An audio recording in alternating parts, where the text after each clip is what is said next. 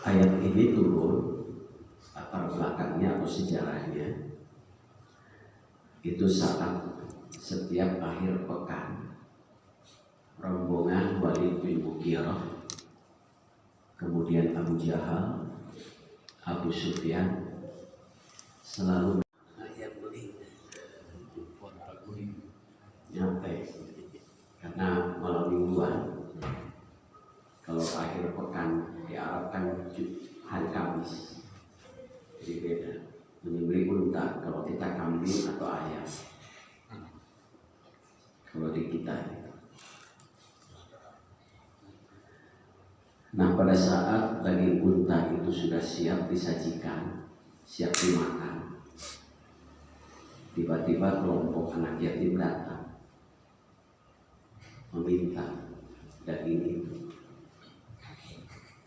Oleh grup Abu Jahal, Abu Sufyan dan Walid bin Mughirah bukan diberi, malah diusir sambil mengeluarkan kata-kata kasar.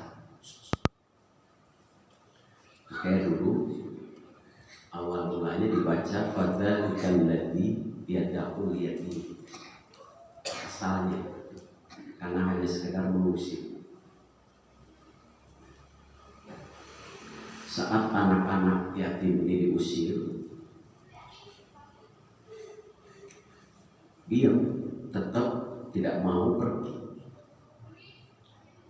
sampai Abu Jahal, Abu Sufyan dan Walid bin Mughirah mendorongnya sehingga terjadi sambil kata-kata kasar. Kalau dalam bahasa Sunda mengejongklokkeun alias nusukkeun, maka bahasa Indonesia naon gitu.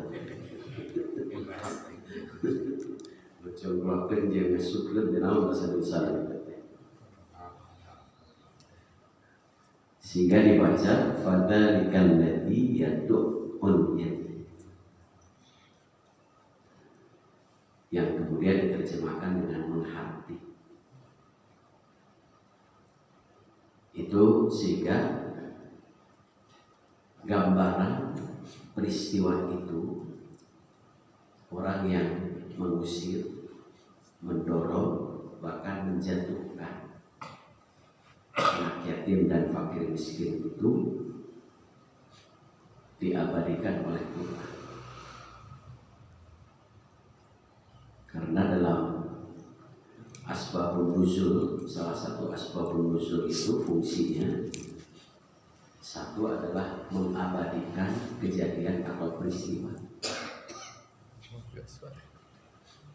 Yang kedua menjelaskan atau menetapkan hukum. Itu asbabun nuzul. Sehingga turunlah Al-Quran surah Al-Ma'un menggambarkan bagaimana tangga orang yang membiarkan, mendorong, bahkan kata-kata kasar terhadap kaum lemah. Ara'aital ladzi yukadzibu bid-din, apakah kamu tahu, kamu pernah melihat orang yang mengingkari pembalasan? Jadi ad-din di situ diterjemahkannya sama dengan maliki yaumiddin, yaitu yang maha memiliki, menguasai hari pembalasan. Apakah kamu tahu orang yang mengingkari hari pembalasan?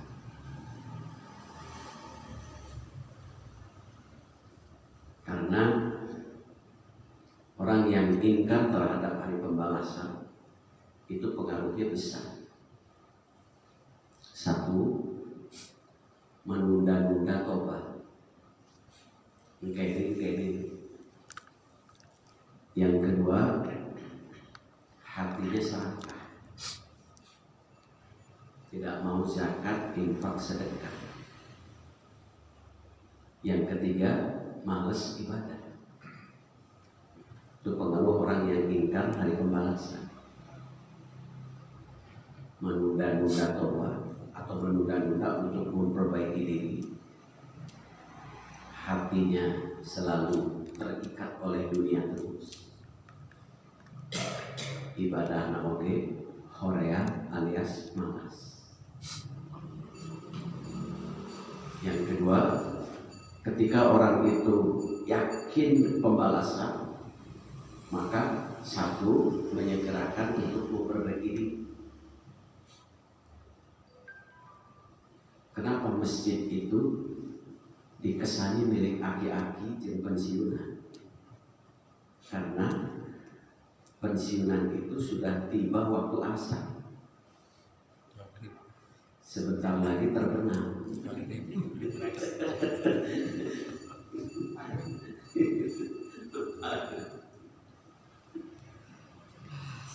Sudah mulai ingat pembalasan, makanya dia siap-siap. Kenapa anak muda dia kurang rajin ke masjid? Karena diibaratkan matahari baru terbit, masih panjang waktunya, sehingga yakin ke hari pembalasannya masih kurang, seolah-olah kematiannya itu masih panjang. Itu. Jadi dalam bahasa sehari-hari makan si bapak itu rajin ke masjid, pantas beda terus bau tanah. Kita bahasa terus bau tanah. Bahasa kan eta.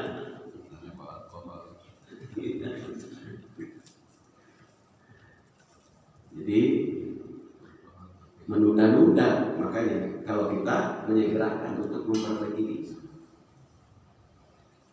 badai irahani yang sesungguhnya kalau mengikuti Quran surah Al-Ahqaf ayat 15, memperbaiki diri itu sebelum usia 40. Sehingga di usia 40 itu sudah hebat. Rabbi auzi'ni an ashkura ni'mataka allati an'amta 'alayya wa 'ala walidayya wa an a'mala shalihan tarda wa aslih li fi dzurriyyati inni tubtu ilaika wa inni minal muslimin.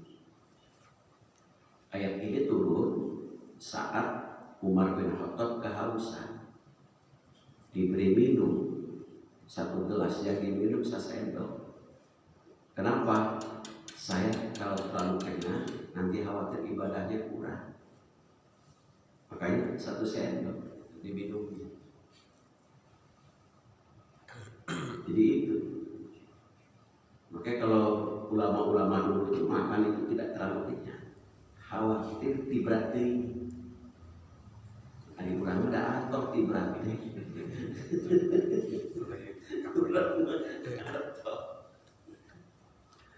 Maka dalam bahasa sederhana, usia 40 tahun itu terus ngawitan, banyak menghampar sajadah, banyak melipat kasur. Ya 40 tahun itu dibalik, seueur ngampar kasur, seueur lipat kasur.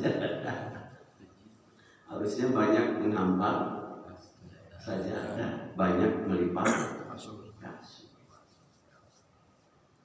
Itu 40 tahun ke atas. Coba lihat bahasanya.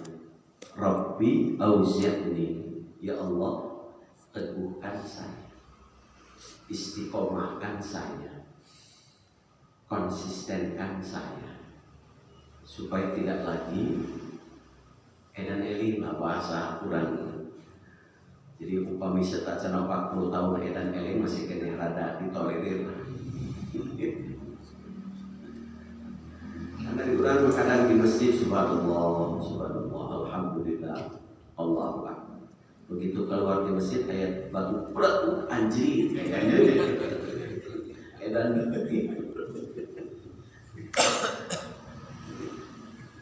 jadi seolah-olah eling teh waktu di masjid, di luar masjid rumah air. istiqomahkan, konsistenkan saya. Untuk apa? An ashkur. Kalau sudah 40 tahun, itu kan kalau mulainya 40 tahun itu nggak mungkin, harus startnya dari sebelum pendidikannya. Supaya 40 tahun itu sudah istiqomah menjadi orang yang bersyukur. Syukur itu, kenapa syukur? Karena sudah sadar kita sudah dapat nikmat Allah. Nikmat Allah itu dalam tafsir itu ada 5. 1, nikmat fitriyah. Apa nikmat fitriyah? Nikmat bawaan. Kita dari mulai ujung rambut sampai ujung kaki ini bawaan fitriyah. Kita tidak pernah memesan, tapi kita lahir sempurna, alhamdulillah. Bawaan luar biasa. Ada organ tubuh kita bawaan yang pekerjaannya 24 jam. Bapak sekarang minum, makan, Bapak tidur. Tapi ada organ tubuh yang tidak tidur. Ginjal, jantung. Tahu-tahu saat sudah bangun, makanan yang kita makan sudah dipisah. Mana darah, mana kotoran. Kalau mobil, motor, mati semua. Kita tidur dan bekerja. Ginjal memisahkan kotoran dengan darah. Saat sudah jadi darah, jantung sinergik itu. Jadi gotong royong. Tara pasehat ginjal dengan jantung. Lebih pokoknya pasehat. Manggawe bagian ginjal lah, alirkan capek. Tuh, bisa dialirkan jantung. Sok tugas abdi alirkan jantung ke seluruh tubuh. Yang memprosesnya ginjal. Jadi luar biasa tubuh kita ini. Itu fitriyah. Ginjal tidak berfungsi, sudah tidak bisa memisahkan kotoran dengan darah. Akhirnya cuci darah. Na'udzubillah. Kalau sudah cuci darah kan berarti sudah tidak bisa memisahkan kotoran dengan darah. Tinggal menunggu waktu kan kalau sudah cuci darah. Walaupun kita juga sama, tinggal menunggu waktu. Sebentar lagi terbenam lah kita.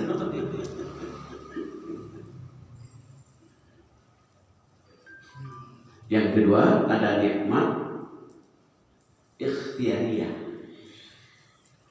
Ini nikmat yang kadang-kadang mengabaikan semuanya. Nikmat usaha. Dukset jalmi teh kanggo usaha. Kanggo naon? Hanya menutupi satu jengkal perut, sejengkal tidak gitu, tapi sajengkal jalmi karena sakah naon kita makmur lah cek bahasa itu. Wa tuhibbunal mala hubban jamma. Sarakah kadang-kadang mengabaikan hal halal. Prinsipnya yang penting untung, yang penting benar, yang penting baca.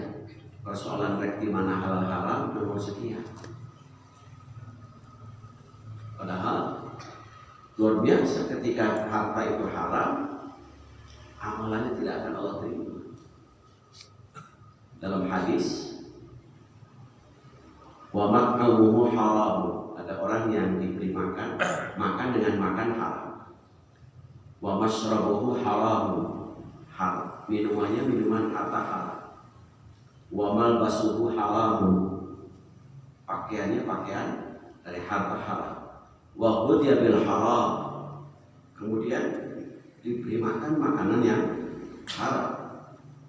Wa anna dzalika yustajabu dzalik, bagaimana mungkin amalan kita akan Allah terima? Jadi semua tertolak karena haram. Makanya ikhtiyariyah.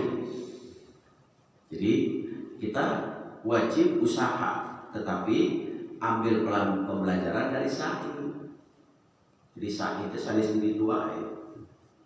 Di permata itu juga bisa sa'i, hanya beda cara.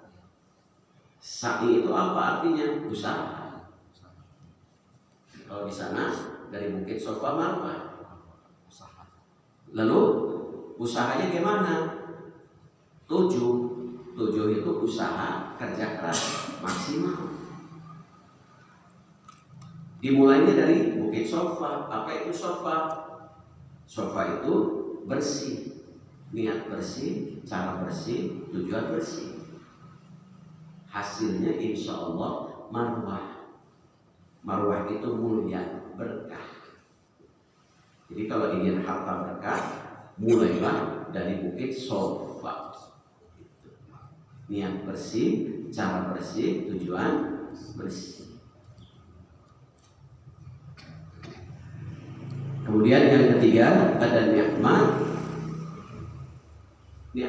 diniyah, nikmat agama.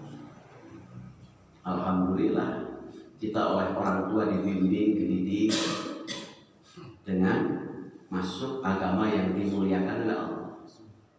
Inna dina indallahil Islam, yaitu Islam. Alhamdulillah kita juga dengan masuk Islam dididik, dibimbing, rajin ke masjid. Mereka masjid itu susah Pak. Kami gampil ke masjid, mau hajirin dia mual mual. Kan bukan intan di rumput di kosong jempoi.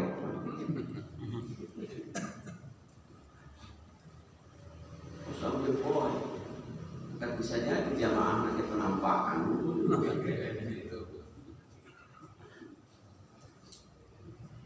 Iraha kurang ngebayangkan sholat 5 waktu luhur teh isi.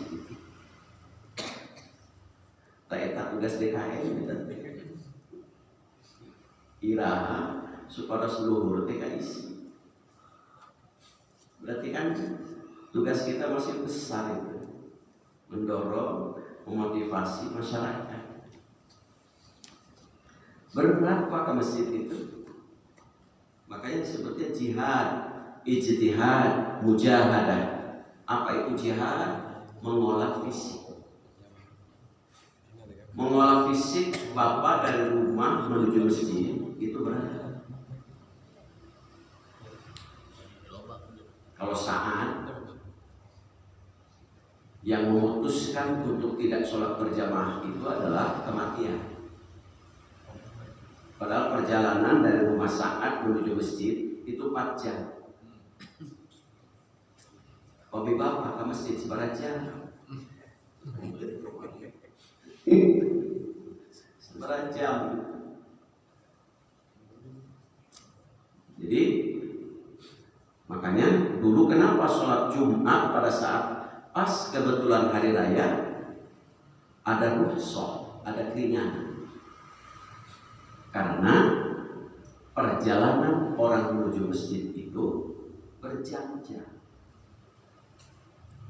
Nembe orang ke masjid, uwi ke masjid itu 4 jam. Kami sholat Jumat 4 jam.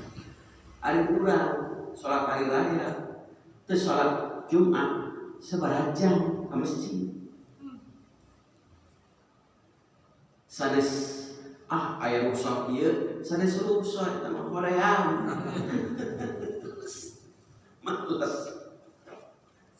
Malas. Kurban ada rusak. Tapi ketika Rasulullah ditanya, kalau Rasul sendiri gimana? Kalau saya melaksanakan sholat Jumat. Ya mah ngurus daging melaan itu sholat Jumat. Makanya para sahabat itu isi Rasulullah sholat Jumat. Level Rasul sholat Jumat, kurang Rasul sanes, Nabi sanes, itu sholat Jumat.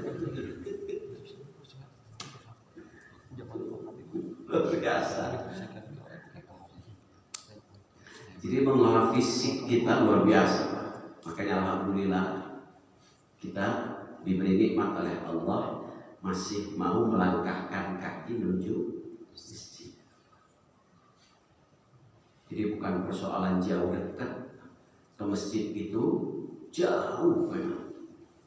Nah jauh, ya banyak orang yang dekat rumahnya tapi hatinya jauh. Jadi bukan jarak, hatinya. Nah, hari piknik ke Singapura rugi, hari piknik ke Jogja rugi, ke masjid rugi.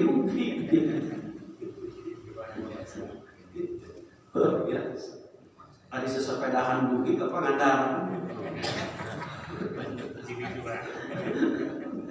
Hari ke masjid rugi.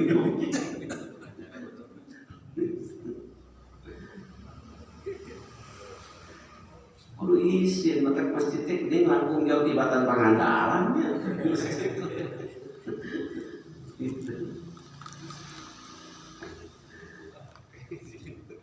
Jadi luar biasa.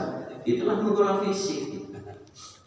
Belum mengolah pikiran kita supaya pikiran kita selalu mindsetnya selalu baik sangka kepada orang. Tidak pernah terbesit buruk sangka. Selalu yang diingat, yang dipikirkan itu kebaikan, bukan kejelekan. Selalu itu. Yang ketiga, mengolah hati, mujahadah. Bagaimana caranya supaya hati kita bersih dari penyakit iri, dengki, benci, dongkol, kesal kepada orang. Makanya ada kalimat fawailun lil musallin. Celaka akibat pelanggaran yang dilakukan oleh orang yang sholat. Kapan orang yang sholat itu melakukan pelanggaran? Alladzina hum an sholatihim sahun. Saat orang yang sholat berada di luar sholat, di atas sejadah, ia ruku, ia sujud, ia berdoa, ia mencucurkan air mata, menangis, gulung sajadah, korupsi itu. Makanya dalam Al-Quran itu ada 5 macam sholat. Jadi sholat juga ada 5 macam. Yang pertama sholat khasyi'un, Al-Mu'minun itu ayat 2. Yang kedua sholat hafidhun, masih Al-Mu'minun gitu, ayat berikutnya ini. Yang ketiga sholat daimun, surah Al-Ma'arij gitu. Yang keempat sholat sahun, surah Al-Ma'un. Yang ketiga, yang kelima sholat kusala, surah An-Nisa. Kita lihat apa itu sholat khasyi'un. Sholat khasyi'un artinya sholat khusyuk. Sholat khusyuk adalah sholat yang dilakukan dengan tenang, teratur, tidak buru-buru. Kuncinya 3, khusyuk itu tenang, teratur, tidak buru-buru. Tasweta. Dia upami bapak pilih mungkin sholat berjamaah imamnya panjang, tenang. Terkadang ngeburutu, terkadang ngewa. Ngomong nggak blacklist, tong dipakai deh, panjang deh. Pan bahasana sederhana. Peperihun urang maca Quran di bumi nyadira Korea. Atuh belaan sok upikeun batur anu maca, urang ngupikeun. Ya maca Korea, ngupikeun Korea, nu aya keheul we.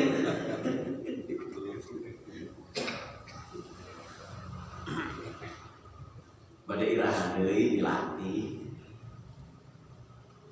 Jadi anggap seperti seni. Jadi sholat khamsyah tenang. Jadi bacaan pendek benar menurut fikih, panjang juga benar.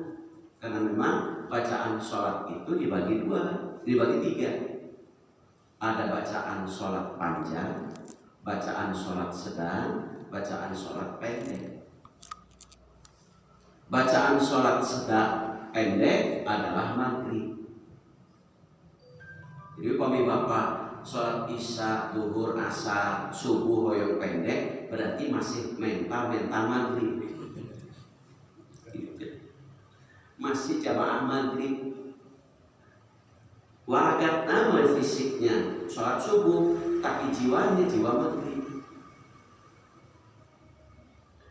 Bacaan sedang itu adalah isya, zuhur, asar.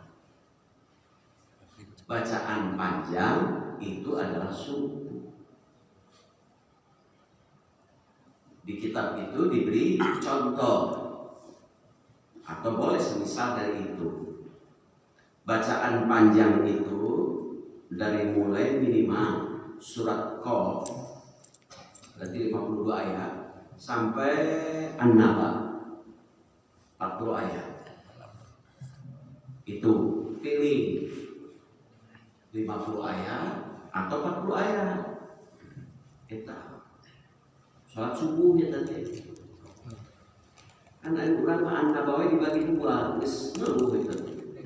20. Sedang dari An-Nazi'ah sampai Ad-Duha atau semisal dari itu. Pendek Ad-Duha sampai An-Nas. Nah eta atau semisal dari itu. Jadi itulah sholat khasyuk, tetap tenang. Bagaimana pahalanya? Wasta'inu bis-sabri was-shalah. Ya ayyuhalladzina amanu ista'inu bis-sabri was-shalah innallaha ma'as-sabirin. Bersama kita. Kenapa? Karena sabar saat sholat. Dalam Quran surah Az-Zumar lihat, innama yuwaffas sabiruna ajrahum bighairi hisab. Pahala orang yang sabar itu terus mengalir tanpa hitung-hitungan. Berarti sabar itu pahalanya persis seperti pahala sedekah jariyah, ngalir terus. Bahasana sederhana urang ayeuna, peperieun wakaf tanah teu tiasa, wakaf artos teu tiasa, atuh belaan urang wakaf sabar dina waktu sholat. Tah eta ge sami sedekah jariyah.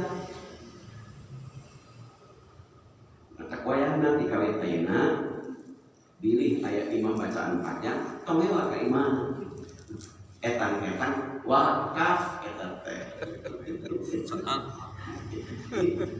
Sedekahnya luar biasa, pahalanya ngalir terus. Ngalir terus pahalanya. Masya Allah, ini luar biasa. Itu satu itu.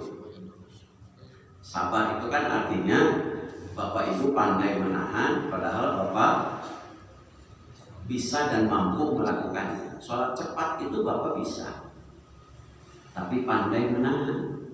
Kenapa? Karena ada Quran yang menyuruhnya untuk sabar.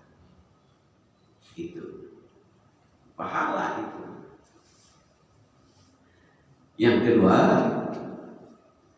salat hafidun walladzina hum 'ala shalawatihim yuhafidun. Si Al-Mu'minun itu. Apa salat hafidun? Salat fardu dijaga dengan salat sunnah. Jadi wayangna seiring dengan usia teh tambi minimal setiap hari 5 sholat sunnah kita jaga.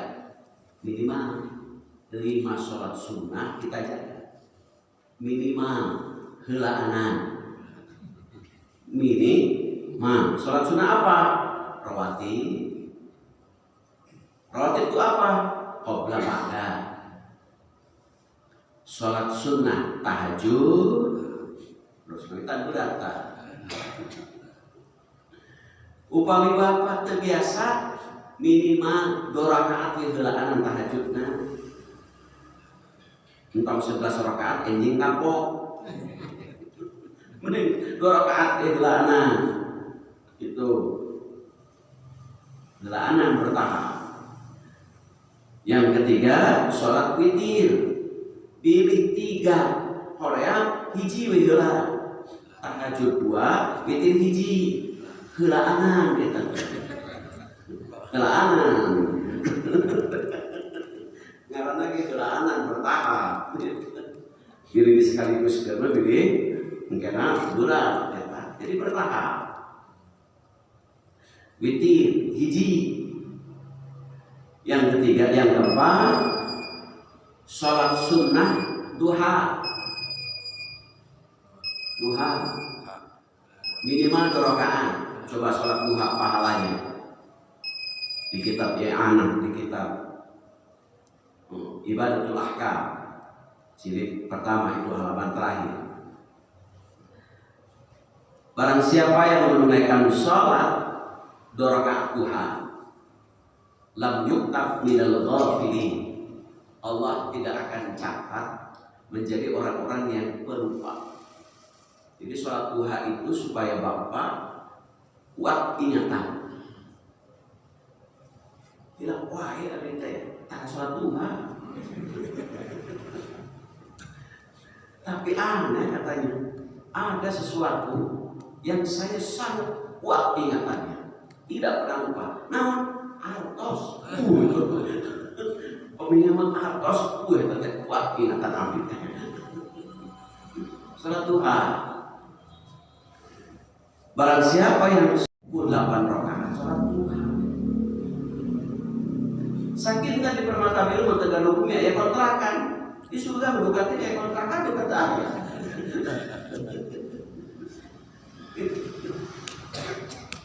Nah itu. Jadi nyicilnya dengan sholat duha. Kenapa? Satu saat doa malaikat di surah Ghafir, Rabbana wa adkhilhum jannati adnin allati wa'adtahu man salaha abai min abaihim wa azwajihim wa dzurriyyatihim. Malaikat berdoa ketika keluarga besar bapak soleh, ya Allah, masukkan semua itu, orang tuanya, pasangannya, para putranya, cucunya, kemana? Surga admin. Berarti kan dia di bumi. Ya, kumaha? Nyicil di ayeuna sholat duha 8 rakaat. Hoream berarti hoya montrak gitu.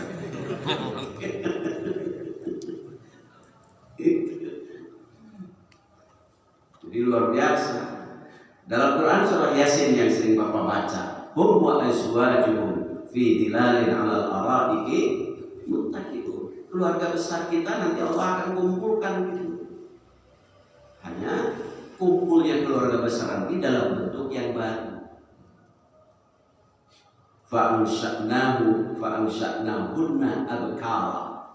Jadi istri bapak akan Allah ciptakan dalam bentuk baru, gadis perawan tanpa operasi. Luar biasa. Wujuhu yawma idzin nadirah. Istri bapak oge glowing tanpa dibelah. Kedah pedikur glowing luar biasa. Masya Allah.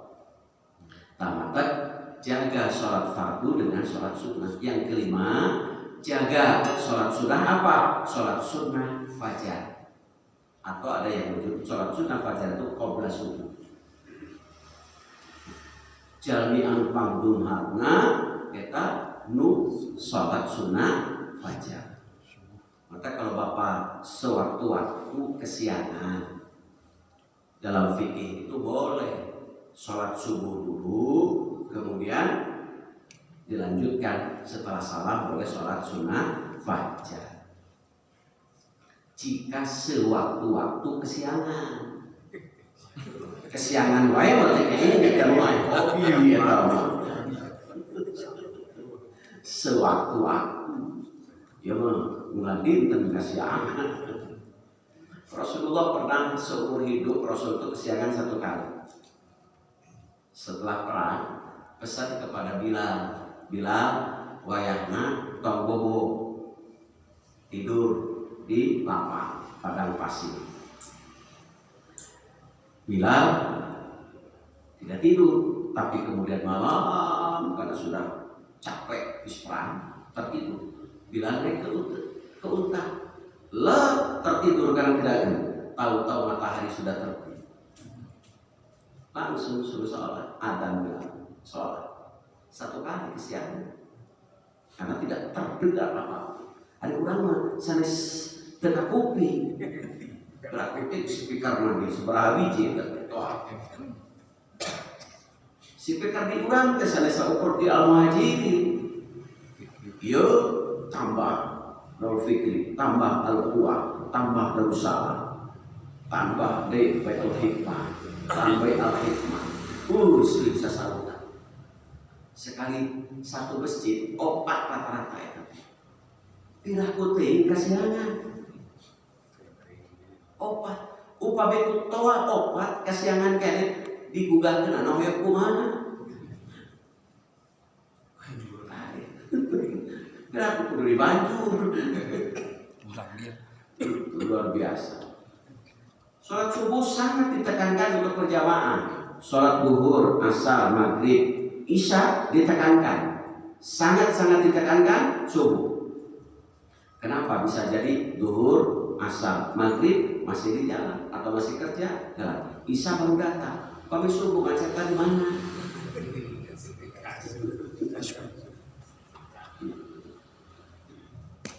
Nah, kemudian sholat hafidun setelah sholat fardu dijaga dipelihara dengan sholat sunnah, fardu sunnah jaga dengan perilaku yang baik supaya pahalanya tidak gugur dengan akhlak yang baik.